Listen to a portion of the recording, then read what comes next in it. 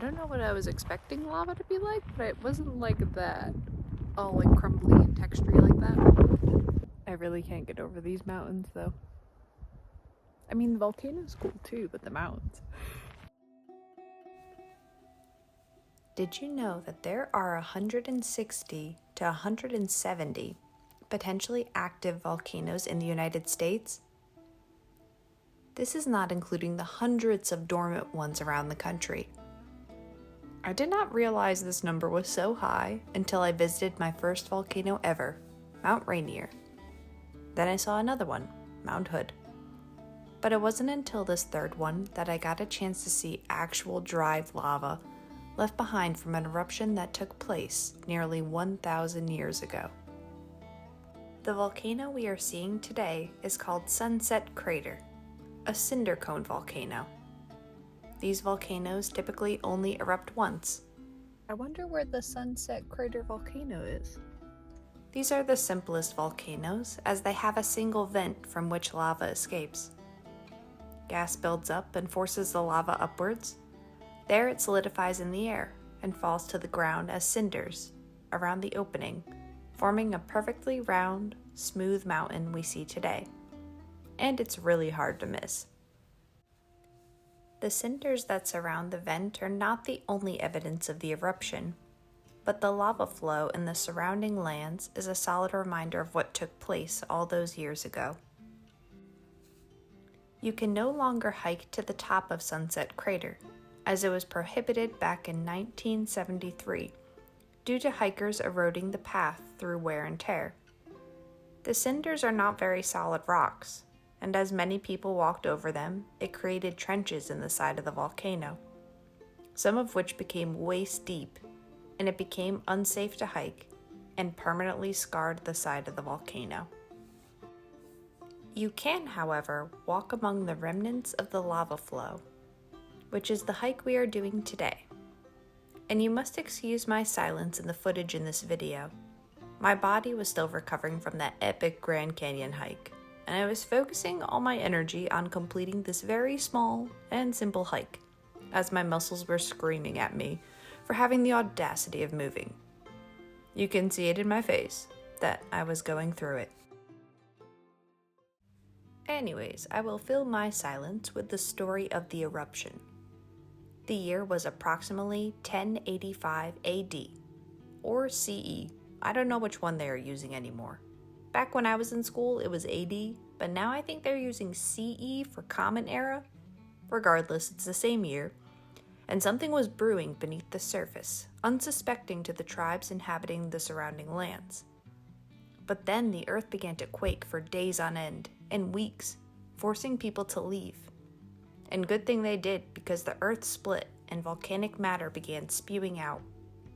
They estimated it reached heights of 850 feet high, and a great fissure broke open the earth and was 6 miles long.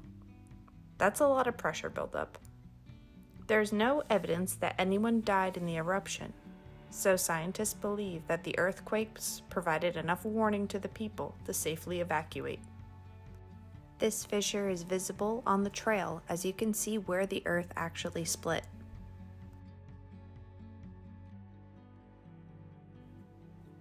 The lava not only spewed upward, but a lot of it flowed and filled up the surrounding lands, and it ended up filling parts of the valley up to 100 feet deep in lava.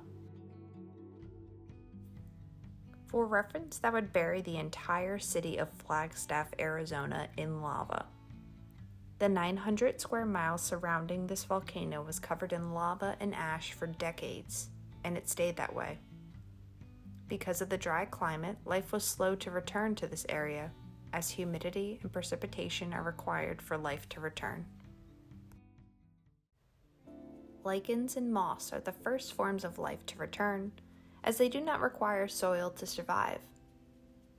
But as the lava broke down over time, a few hardy plants were able to return to the landscape, such as rabbit brush and ponderosa pines, both of which do not require a lot of soil or water to survive. I always find it fascinating that there will always be plants and animals that adapt to extreme environments. Despite many unfavorable circumstances, there can be life. The people also benefited from the eruption. People were forced to migrate to the surrounding lands, like what we saw 20 miles away in Wupatki National Monument, but also in Walnut Canyon, which I will show you on Friday. Spoiler alert. The thin layer of ash covered those areas, making the soil enriched for farming by allowing more moisture retention, which allowed for society to boom in those areas for a time. And you guys, I cannot wait to show you Walnut Canyon, because if you thought Wupatki National Monument was impressive, this settlement is 1,000 times cooler. But I had to show you the lava in the volcano first, because without this, people wouldn't have been forced to leave and settle new lands at the time. Spatter cones are formed from an area where lava was able to flow out onto the cooled surface. These cones are left from the eruption where lava was forced upward by gas and left behind a perfectly round dome-looking area, like a mini volcano. This thing was huge though. Well, that was unexpectedly awesome. It's perfectly round. It's huge too. It's almost as tall as me. Kinda see. Yeah. Wow. Colors. That's beautiful. Lava's amazing. Okay, this feels more like I'm in Mordor. Walking through all the black lava. Something interesting that happened here was back in 1928, a movie company sought to blow up Sunset Crater in order to film a landslide for their movie.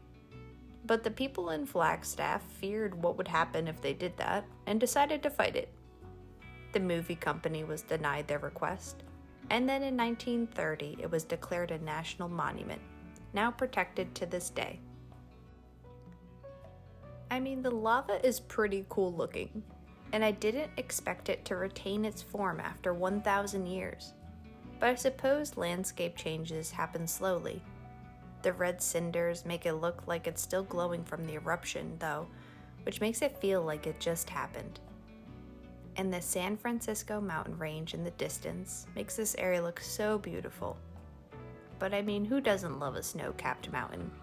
I know I can't get enough. I can't get over these mountains. They're so beautiful. With a little bit of snow dusting them. This is actually a really cool area of Arizona. I didn't know. All these national monuments. You never hear about them. This is really beautiful and nice. Not too many people. Would recommend.